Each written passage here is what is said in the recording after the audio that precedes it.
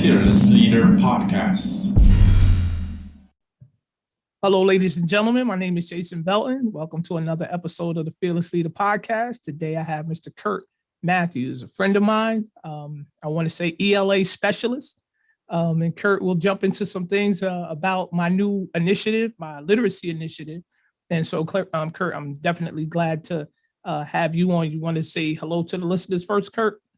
Hello to everybody, and thank you for having me on, Mr. Belton. It's an absolute privilege to be here. Thank you. Beautiful. Thank you, Kurt. Thank you. So before we jump in, I do want to remind everybody, this is part of the Fearless Leaders Literacy Initiative. Definitely want to see our students, our kids, reading and writing more. It's really no need why they can't. I had Ms. Cologne on a week or so ago, and we talked about reading at an early age and the power or the impact that has.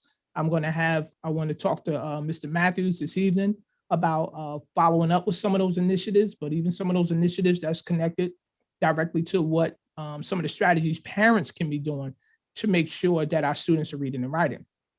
I don't want us to ever be in a space where we believe that our students will 100% be educated by what's going on in the brick and mortar of the school day, right? Kurt, it became evident to me through a lot of the readings, and I would bounce things off Mr. Mathews all the time about reading initiative and writing initiatives, and how do we fill in the gaps, and how do we take our students to the next level? And Kurt would always be sitting with me and working with me trying to figure this thing out. So I'm definitely glad you're here, but. Mr. Mathews, tell the listeners a little bit about yourself. All right. Well, I'm a 15-year veteran in education. I've worked in both public and private schools. I've also worked in the classroom, teaching all different levels from remedial portfolio prep all the way up through different AP and college credit courses. And I also served as a supervisor and department chair as part of my career. So that's really, I guess, sort of the highlights there, if you want. Right. No, listen, and Kurt, sometimes some of the highlights we won't be able to get too deep about, but I do want to touch on your love for literacy. I know that I've taken data or you submitted data to me and was like, Mr. Belton, listen, this is where we are. This is where our population is. And you always made it easy for me to come back to you to say, Kurt, break this down a little bit more. Let's disaggregate this a little bit more. And you never had a problem with that. And so I do want to always, before we start, I want to give you kudos to that and your approach to teachers too. But we were having a conversation one day, Mr. Mathews, and you dropped on me the Mathews effect. And so I want you to go on to the Mathews, just touch on that a little bit, because I want to jump in there with you. But I want you to, can you talk a little bit about the Mathews effect? Sure. And not to be confused, I didn't think it up. All right. Right. Just named by it just happened to be, right? Yeah, no, the name's actually derived Mathews explaining the Mathews effect. But the name's actually derived from the Gospel of Matthew. Yes. Right. Yep. And it's this idea that the rich get richer and the poor get poorer. Mm-hmm. Now, that's been applied to a lot of different things over the years. In recent years, we started to see this really start to get applied to education, right? And there's lots of different ways we can sort of look at this. And I can tell you, I've taught all different levels. I've taught all different income levels. I've worked at a school where it cost over $15,000 a year to send your kids to this school, right? Mm-hmm. And we'd be like, oh, so what was that like? How does that compare? Well, I'll tell you right now, those students came in with an army of things with them. These are the students that came in with tutors. Mm-hmm. These are the students who came in with MacBook Pros, right? Mm-hmm. Mm-hmm. These are the students who came in with, AP coaches, college admission coaches. Mm-hmm. Mm-hmm. So what happens when you come in with all of these things already, right? That's being rich, and that allows you to get richer. Those same students who came in with those things, right? were going off to Princeton, to Harvard, to Yale, Mhm. to Columbia. And of course, too, they had the money to do that as well, Right. right? Mhm. And ultimately that opens a lot of doors for the students. Now, I don't want to take away that, the students that I taught, even in that setting, they put in a lot of hard work. Right. Right. Wonderful, great kids, some Mhm. of my best memories teaching some of these students. But the fact is, this is an inequality, right? Mhm. Meanwhile, here's how it really applies, and really it comes into effect most with reading. Okay. Right. So here's what happens when you have a lower income household. Now, Mr. Belton, I mean, I don't want to just straight up lecture here or anything like that. No, right? no, you know Right. why we're here, right? We want to break this information down. I want to inform my listeners, parents, anyone who's in earshot of the truth. Anybody could fact find with Mhm. what we're putting out. Is and I just want the communities, all of our communities, to be reading and writing more. That you're right. That is the great equalizer. So go ahead, Kurt. Right. Well, here's the thing, right? So just even starting out, we're talking about before school even starts. You got to think about what happens in a home environment in a lower income home. Mhm. Okay, so some things, and I'm not stereotyping, these are just No. statistical things that you see, right? Mhm. Sometimes you have a single parent household. Mhm. Sometimes you have parents working odd or irregular hours, right? Basically, you have busy parents, you have tired parents, Mhm. right? This is very much different from, those environments that, and believe it or not, they still exist, where you have only one parent is working, the other one is home with the kids, Mhm. right? Or you have somebody who's full-time taking care of the kids, right? So Mhm. what happens in a lower income household is children are exposed to less words. Mhm. There's been a lot of research on this. Now, depending on whose research you look at, and I don't want to nitpick the numbers, so I'm going to go with sort of the most credible number, which is about a 4 million word gap Mhm. between a lower income home Mhm. and a higher income home. Kurt, let me jump in real Yeah. fast because I want to make sure we address the cynics early. Mr. Mathews said lower income, didn't attribute it to a race, didn't say black, didn't say Hispanic, didn't say white, didn't say whatever country, continent, nationality, didn't say that. What he spoke about was the level of income. So I just want that to be clear, Kurt, because I don't want folks to feel some kind of way because the truth tends to do that. But I don't want folks to mesh anything and say, oh, he said. No, what he said was lower income. So go ahead, Kurt. Right. I mean, what we're really talking about here is this phenomenon where income, wealth, access to opportunities, access to time, Right. access to books. Right. And what happens is students, this 4 million word gap. All right. So what does that really mean? That means that a child coming from a home on a lower income level Mm-hmm. has been exposed to 4 million words less. Just exposure. We're not saying that they can necessarily know it or they're going to be speaking it. Right. I don't know about your kids, but my kids did not go into kindergarten with 4 million words that they were speaking. Right. But like the amount of exposure.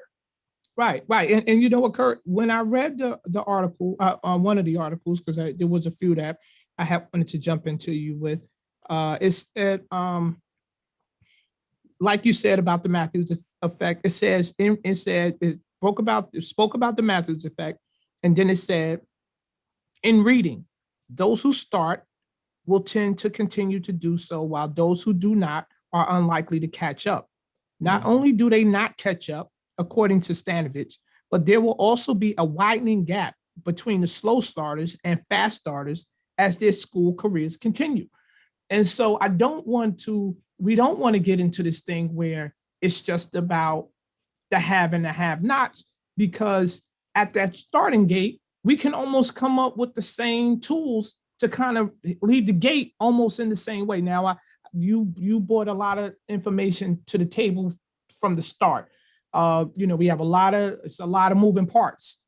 But when I was looking at the reading, Kurt, a lot of the research was saying, just read, right? I was looking for this pie in the sky. I was looking for these answers like, oh, it must be, like you said, we probably got to bring the tutors in. I got to pay for these platforms to come in. Kurt, it was simply just read. And then they even broke down some things, and we'll get into them later, about how you can simplify that process with your sons and daughters. So let's just start with just that. Like, it was just something as simple as reading. And I didn't even think that, I was looking for this answer, like I said, Kurt. But the other thing that it says, I wanted to get into, you were right about the 4 million words, and how over time, when it widens, that gap widens, now you have to dig a little deeper to bring that kid back into the fold. Because if you've lost me, Kurt, if I don't, my vocabulary is gone, phonetics is out, I'm having trouble reading and writing. So if those what do I want to call it, Kurt? Not initiatives, but those support systems aren't in place, you lose the kid. Yeah. And, the scary thing about it, right, is because it's almost like this, if you think in math terms, like this exponential thing, this exponential curve, right? Mm-hmm. If you don't take care of it early, and we're talking by, say, about third grade or so, if I'm recalling it correctly, right? So by about third grade or so, if you don't take care of it, it's going to be a lot harder, right?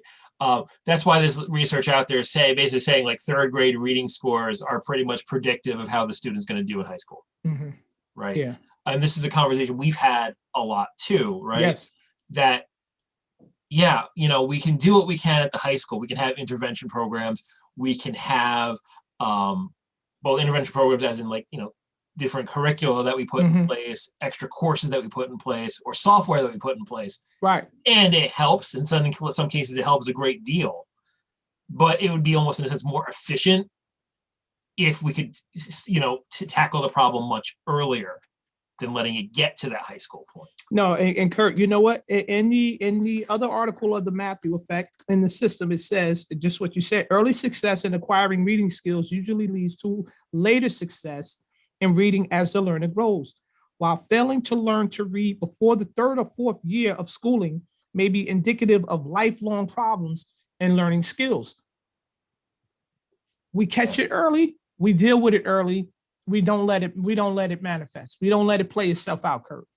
How do we, those early initiatives, Kurt, how do we even simplify them even more so that I think the schools have a plan.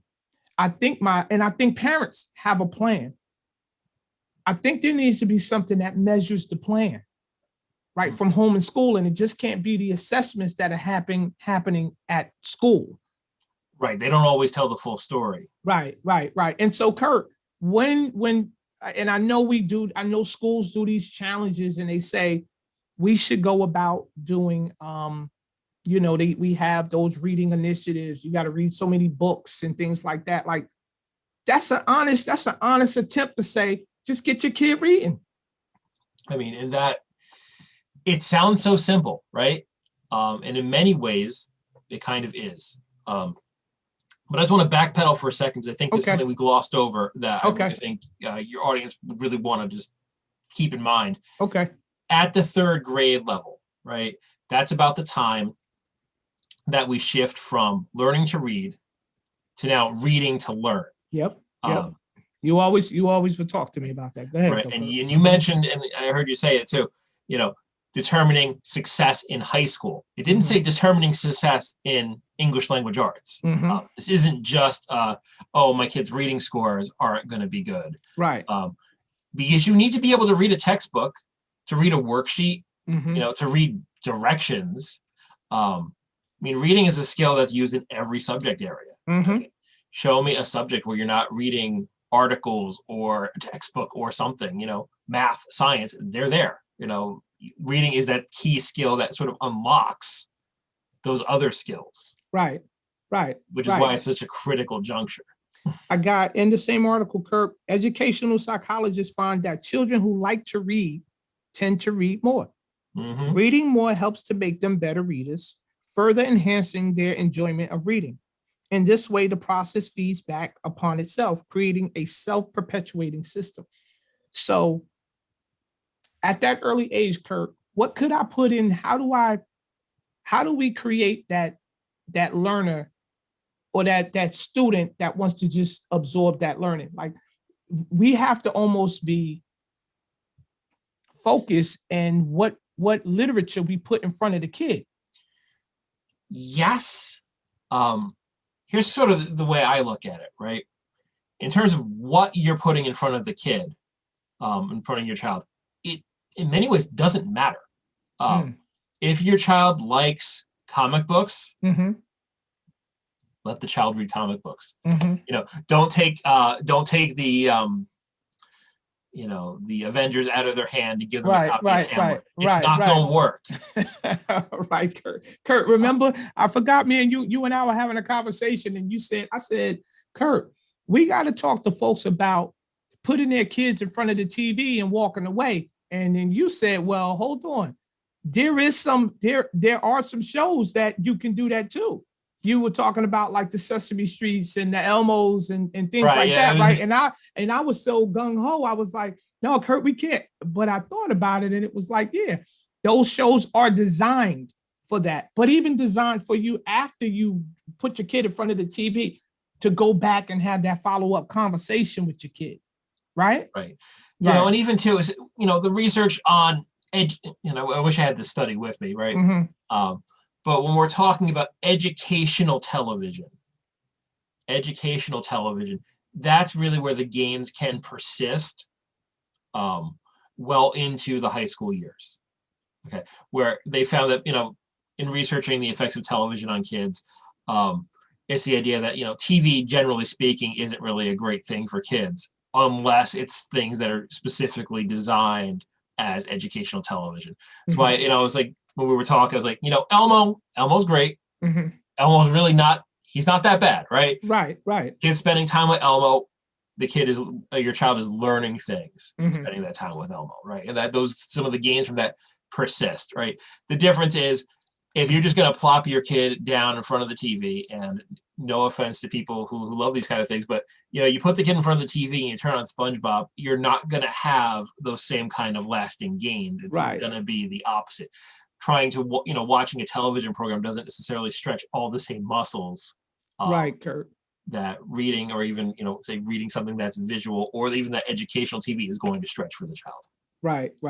I thought when you told me about that, like I really came home with my 8-year-old and I thought that, I did enough. And it just prompted me to really kind of pay it, to just delve a little bit deeper into the shows that she was watching and figure out some things. And when we were having other conversations, I looked at what parents could do to ensure that their students were reading and writing at home. And so one of the things that I have a ton of pictures around in the living room of my home. And one of the articles spoke, Kurt, it said, have your sons, and this is writing, and I'm gonna jump back into reading.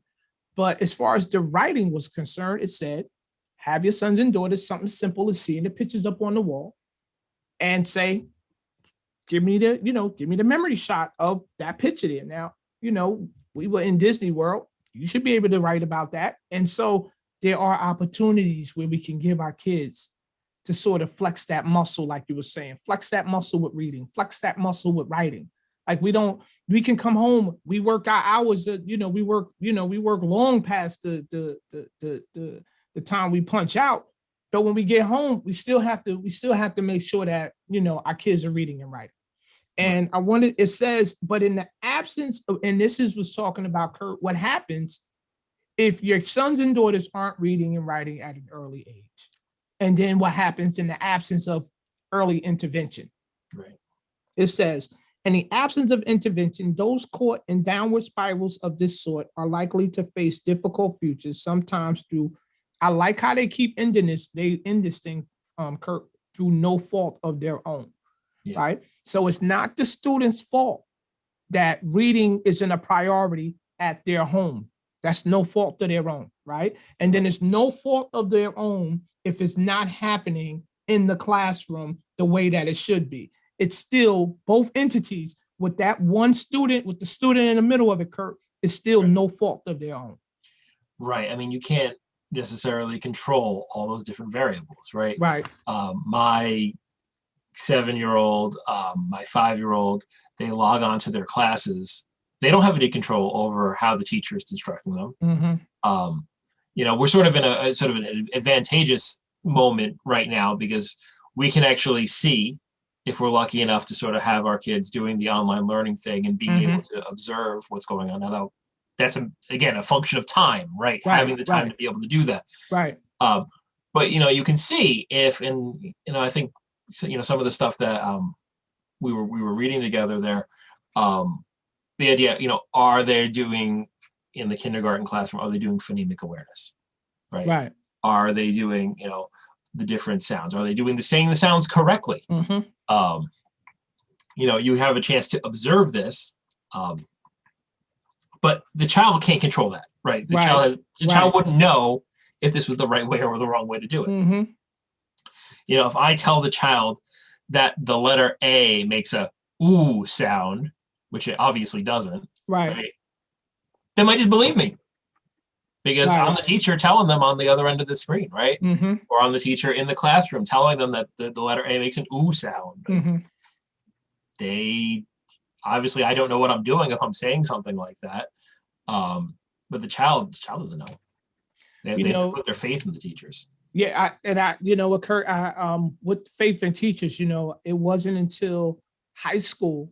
I had a great literature teacher in high school, and she made me read Othello, and she made me read Malcolm X, and I had difficulty getting through the text. But I felt confident and comfortable with her enough to come back the following day, and she would be like, it was me and about 2 other young men in our class, and be like, just before you get to class early enough, you have my time. And we would get there, bell ring, boom, we down the hallway, because the text, that's why I asked you earlier, Kurt, because I know it was different between, being, the early ages and when I got to high school, but the text was so rich, they made me want to read. Right. So I saw myself in the earlier part of Malcolm X, and then I saw this phenomenal dude in Othello. You know what I'm saying? So I was like, they just page turners. And so sometimes, our students are reading text sometimes that they can kind of become disengaged with. They might not see themselves in the text as they get older.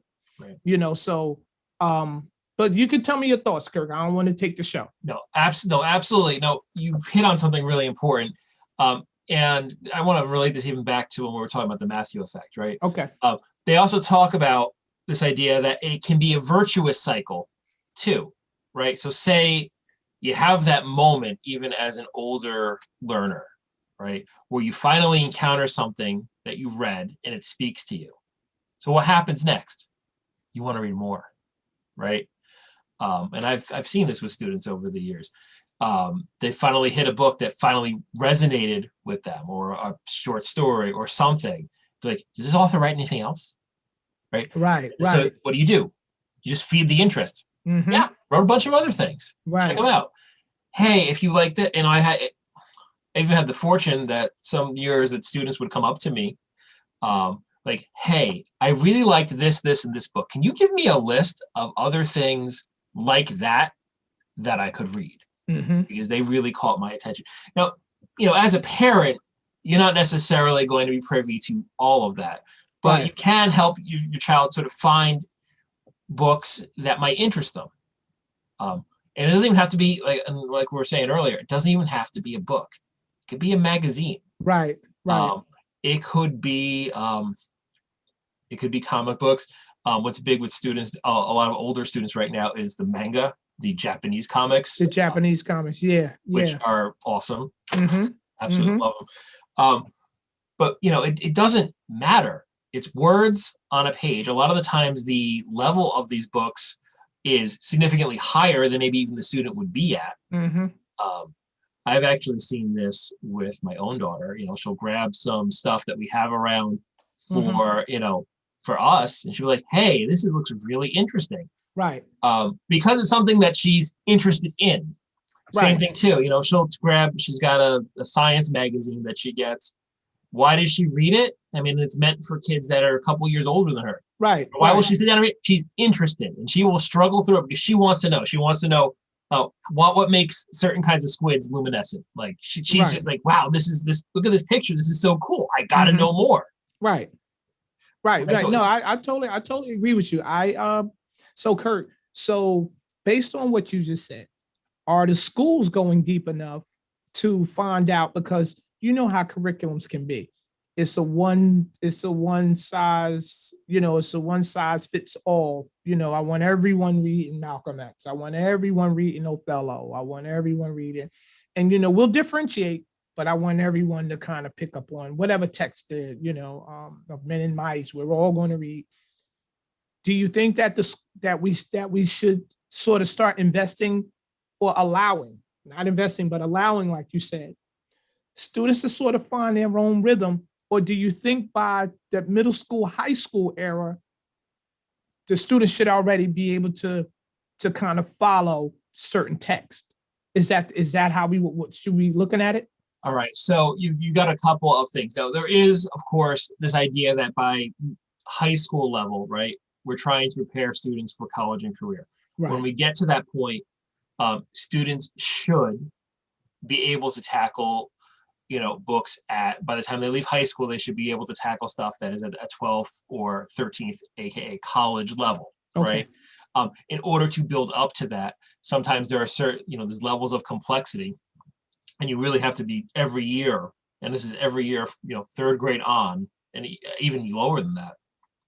Students have to be exposed to complex grade level texts. If they're not exposed to complex grade level texts, and we just keep, and you can't necessarily control that exposure unless you have certain texts that you're going to cover, right? I need to guarantee that by the time the student leaves second grade, they've been exposed to things that are second grade level, right? Same thing by the time the kids in 12th grade, I got to make sure that they can read things that are on a 12th grade level and show them how to do it. Now, to back that up, there is definitely room for choice. I know that when I was working, with teachers in classrooms as a supervisor, one thing that we would do is this idea of, okay, so you're doing your curriculum reads. What are they doing for their choice reads? Right. What kind of independent reading are you letting them do? Are you allowing a little time for independent reading? Do you have a good selection of independent reading materials? And that's another thing that would happen, right? So I'm an English teacher. I'm overloaded. I'm broke. I'm trying to set up my classroom library. What do? I bring in all my classics from college and put them on a shelf. Right. The problem with that is it's a bunch of classics from college that are on a shelf. Right, Kurt. I don't know how many people are going to want to go through my college reading list. Okay, Canterbury Tales, Candide. I love this stuff. Right. But is that the kind of thing you want to pick up as an independent read? Absolutely not. Right. But I love the idea of what you're saying, Kurt. I love the idea of choice reading. I love the idea that, and I know, I've walked through schools, and I've seen the school libraries. I mean, the classroom libraries. I've seen all of that, and I've always wondered, do the students really read the books that are in those classes, right? And maybe some teachers have a firm grip on the student body in their classes, and they're like, okay, I know Jason would want to read this, and I know Kurt would want to read that. So maybe they have a firm grip, but if they don't, over the years, and I'm sort of forced to read what you want me to read, I'm losing interest in reading. Right. I'm losing interest in reading. And I just saw a quote, Kurt, in one of the articles, and just so it's not a Kurt Mathews quote, it says, over the years, the gap between poor readers and good readers grow. Now, And when you brought that up earlier about, I know, Kurt, I grew up Newark, welfare. I know that my upbringing, when you talked about the difference between the what was it, Kurt, the 4 million words. And I want to say that can be as wide between the lowest and the highest, as high as 30 million. 4 million is kind of like the average. Right. You say. I know that, Kurt, that my daughter is in a far better place at 8 than I was at 8. Right. So that has nothing to do with, that has to do with the knowledge of the parents to know, listen, I need my kid to be in a different space. Right. That's all that early on, I realized education was that great divider. If wasn't born with the silver spoon in my mouth, but somewhere along the line, I realized that these folks are going to college, or, and these folks are going out, but in order to get to college, I need to have good grades in high school, and I'm gonna follow this whole thing, and I'm gonna eat better, and my family's gonna eat better behind it. So I like how it all kind of connects, Kurt. So thank you for that. I wanted to drop this one on you too.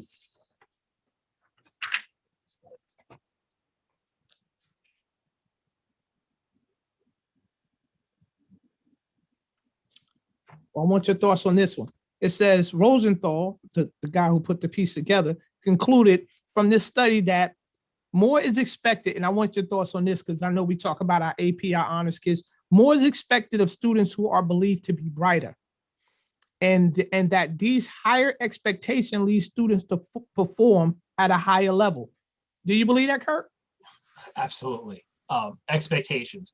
I don't know how many times we said the word expectations.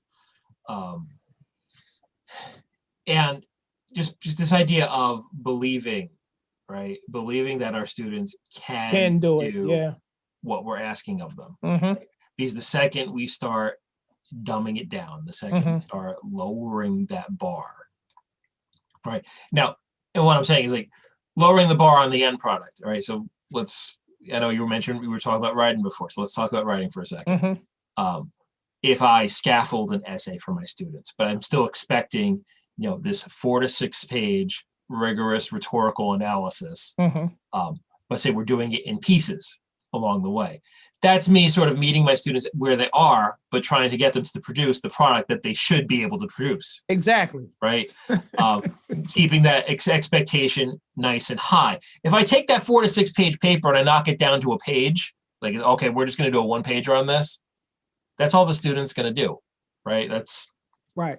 They're going to underachieve, and that's not going to help them, close any gaps. That's not going to give them any sort of advantages. It is possible for us to love our students to death. Right. We want to make sure that we're always aiming high and letting our students know that we believe that they can get high. They can get to that high point. Right. Right. Do you think, and it's Kurt, in the article I had also, I'm not sure if it was this one, but it had said something about the level of expectation. And they talked about how when a teacher believes that a student can, they push. When a teacher believes that a student can't, they don't. Yeah. I haven't been really, I've always come from a space where the students who believe they can't, I push harder. Right. I really dig into those. I dig into that group. I would hate that. And I know it can happen across the board. I would hate that a student who already comes into a space feeling that they can't are just now hit with someone standing in front of them for a school year, kind of buying into the idea that they can't. Yeah. Right. That's disheartening. That's disheartening. But while I have you here, Kurt, I wanted to ask you, this was the most important year of an individual's career. Yeah, Kurt, every day of these articles, they stayed on this 3rd grade thing, Kurt. They stayed in the 3rd grade. It is that they said the most important year of an individual's academic career is the 3rd grade. It's the year that students move from learning to read, like you were saying, to reading to learn, but the coding words using their knowledge of the alphabet to reading to learn. The books children are expected to master are no longer simple primers, but fact-filled texts on the solar system, Native Americans, the Civil War, and the like. Children who haven't made the leap to fast, fluent reading begin at this moment to fall behind. And for most of them, the gap will continue to grow. All of what you just said, Kurt. Thanks, Mr. Belton. Right. No, go ahead. I really want to talk about the fast, fluent reading too. There is this connection between fluency, like how naturally you can read something, and comprehension. If you are very much struggling to fluently read through something, you're probably not comprehending it. You're using most of your brain power to just, decode the words, to figure out what it says. But you kind of get lost in it. And you can tell, right? You can tell. If you ask a student who's struggling to read something fluently, and you can tell them like they're stopping and trying to figure out each word after each word. You ask them at the end of a paragraph, so what was that about? They're like, oh. Yeah, they don't know. Right. But a student who can read it naturally, fluently, like the conversation we're having right now, they'll tell you right away what it was about. They'll probably be able to tell you, if you start asking them questions like, who are the characters? What did they do? Be able to tell you that. Because, the fluency allows for the comprehension, which is why it's so important that too, this idea of quantity of reading. It's not necessarily sort of what you're putting in front of them, but to make sure that once you find things that the child is interested in, that they get to read more of it.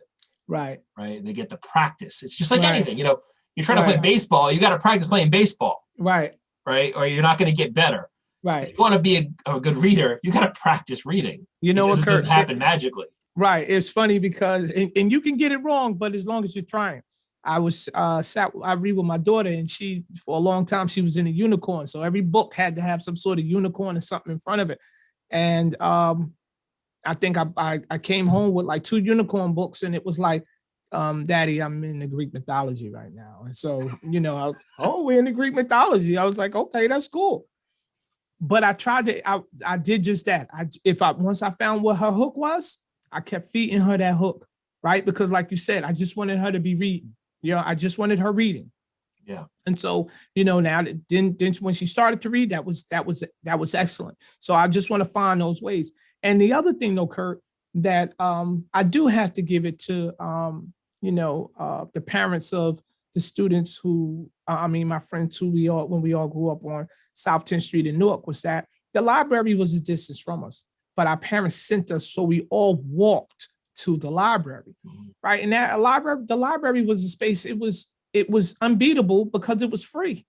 Right. So we just need to take advantage of these opportunities just to make sure that, we're giving our kids the tools to be successful. And no one is saying that we get parents work all hours of the day. We get to, we all understand that, but when the child comes home, there's still that time you want to make sure homework is getting done, reading is happening, writing is happening. And if those things aren't assigned to the student, then you can find creative ways to do them at home.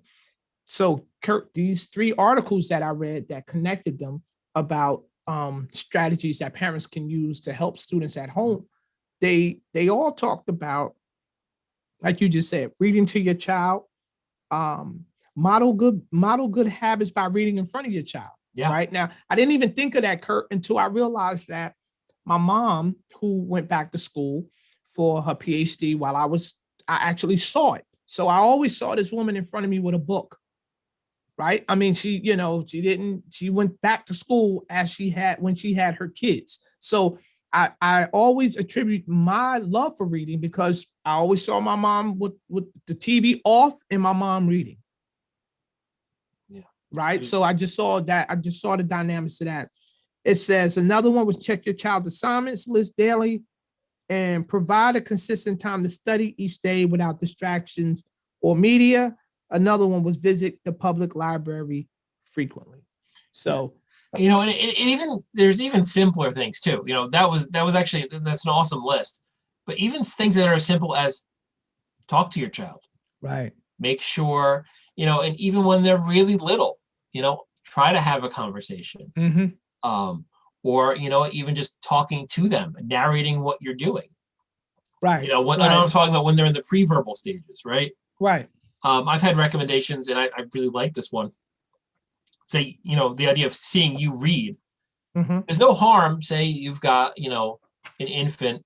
If you're reading out loud, it doesn't actually matter what you're reading.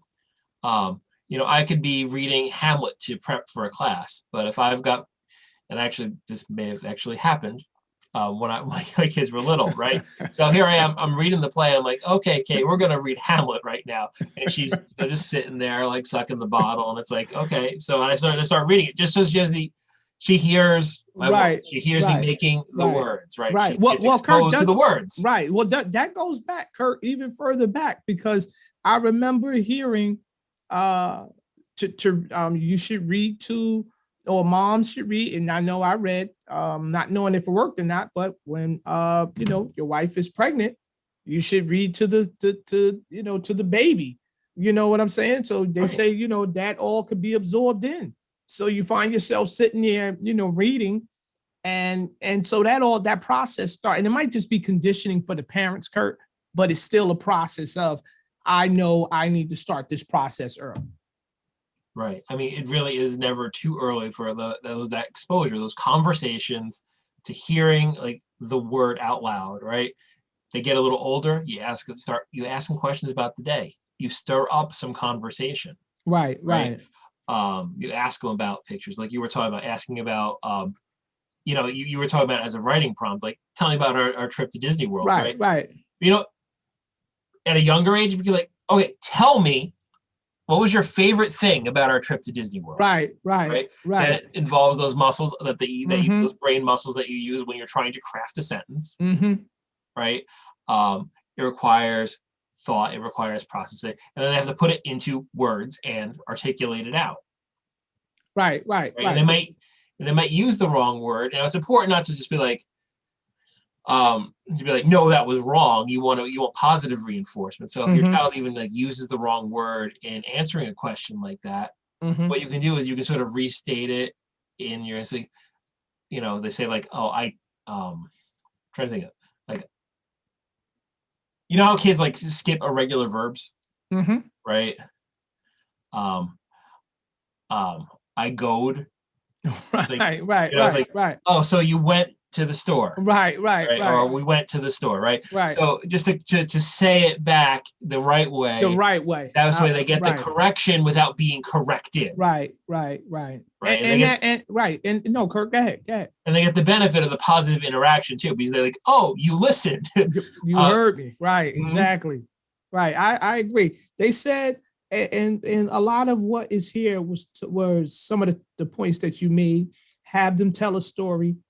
Listen to your child read, promote writing. So Kurt, during the different episodes of the podcast, I definitely want to have on authors, right? I really want to get into like what sparked this thing for people to write. And so when we're coming up with prompts, like you just talked about, Kurt, I talked about my daughter with the Disney World snapshot. Should we be trying to dig as deep that as we are trying to find proper or interesting text for our students? Should we be trying to find those writing prompts? Like, shouldn't they be paired almost in such the same way that if the writing prompt is such at an interesting level that the kid can find some rich pieces to write on? You know, that's a pretty good idea. And, you know, I'm just sort of thinking about it, and it's hard for me to think about it, especially with the early years, without thinking about my own kids too, right? I know, and, you know, my 7-year-old finds the act of writing very tiring. It's something that she doesn't necessarily want to do. This is where, again, that interest component is going to come in. So if I want her to practice some writing, which I very much do, I might ask her, like, hey, you remember that story you just read that you loved and you like read 5 times and that you had me read to you again last night? Can you maybe tell me a new story about that character? Or maybe just something as simple as, what would you say to that character about what she did? Or how might you end it differently, right? Get them to write about something that interests them. I'll tell you this, as resistant as my daughter was to writing, when it came time to write her cousin's birthday card, man, she did a fantastic job. Right. It was multiple sentences. Mm-hmm. It was even just in terms of the handwriting, like carefully Took written. a time. Right, Kurt. Right. It had a real function, a real audience. Right. Like she could see the purpose. There is a reason why I'm doing this. It's not just, just cause. Right. Or it's like, oh, do you want to write like a play that you and your sister could put on and share with us later? Mm-hmm. That's something that might actually happen because it's got a purpose built into it. It's not just writing for the sake of tiring your wrist out. Right, exactly. I'm trying to find, what, Kurt, I like that because she's writing because she's motivated. Something's going on that's motivating the writing, like you said. And so there's a respect for what it needs to look like, there's a respect for making sure I spell it right is a whole different respect. But when we find those writing prompts, those writing prompts that move our kids, I think that's what we need to sort of spend our time. It's not like kids just want to drop the pen and say, I'm not writing. Like you said, you give me the article about Kyrie Irving, that might be enough to prompt me to come up with something. Super Bowl is coming up. Hey, what's your predictions? Like, any whatever it's going to take to get these kids to get it on paper so you can work with them to get it right. I think that's the space in which we should be definitely moving. But I wanted to give you a few more. Are you with me? It said, let's see. The other one that threw me was, right. So, and I thought about this one, Kurt, about looking at old magazines old magazines, cutting out pictures and then doing like this forward thinking, like this picture of like, where would you see this person and how does this person connect with your life in the next, like I never thought about that. Right. So I know this weekend, in all honesty, I'm going to find an old photo. I'm going to find something. And instead of, hey, what did we do in the picture? I'm going to cut something out and start to have this conversation about, think about this, you in the next few years. I might even cut out something with college, Kurt, like a picture of a university. Where do you see yourself at this time or something, just to get that, and see what that writing looks like, as she starts to think about those things. So I definitely want to do that. Anything else from you, Kurt? Anything else? Any thoughts on reading? I'm trying to think, because I feel like we did a pretty good, like, exhaustive overview. Right. I mean, I think if there's something that I wanted to stress as sort of like the big takeaway, right? It's talk to your kid. Get to know your kid, have those conversations, make sure they hear words at a very young age, right? They even say baby talk is okay because at least it's teaching the rhythm of the language. Right. But that is the sort of the cheapest and easiest thing to do to sort of aid your child's both linguistic development and later on, their reading development. Just give them that exposure. That, and again, not stressing over what the child is reading. When you get the child who wants to read and has got a book in his or her hand, that's awesome, right? Right. And I think you were talking about this earlier too. So say the child is, in the case, my 5-year-old is into owls. So every book that I bring home's got an owl in it. Right.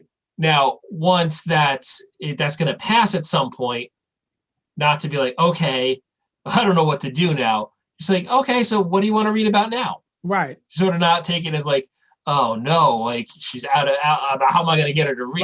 Right. Just sort of go with it. Yeah. And not get upset, not try to push different interests. It really has to be organic, right?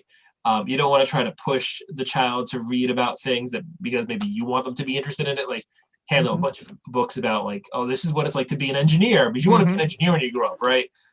Just let it go.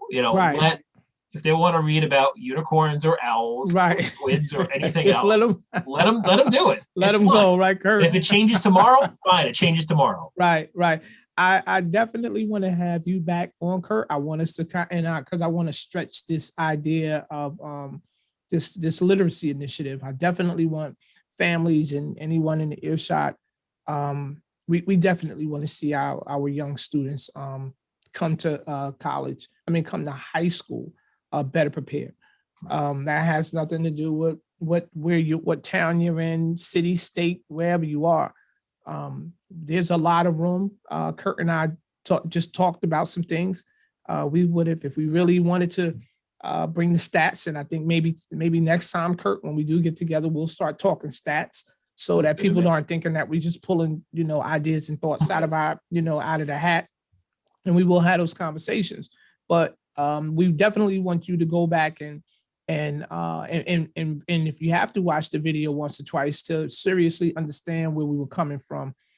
The whole idea was just that, I have a quote, Kurt, that speaks to the road to Howard or Harvard starts here, right? That's long before your sons and daughters walk into a high school. That's long before your sons and daughters think about the middle school.